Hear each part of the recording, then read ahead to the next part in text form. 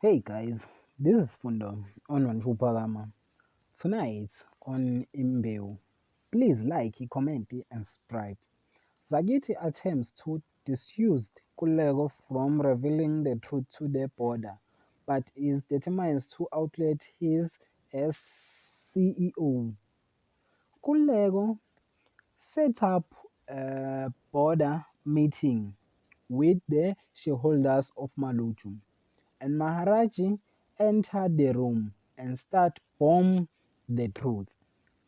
While Mandlovu is shocked to see Figile alive and makes a big effort to reconcile with her, but Figile has no interest in connecting with the Bengu family.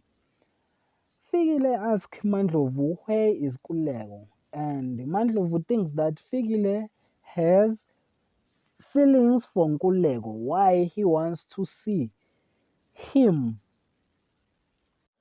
While Mzwandile goes to a meeting with Pagade. That is for tonight. Thanks for watching. Don't forget to like and comment and subscribe. Therefore, thanks.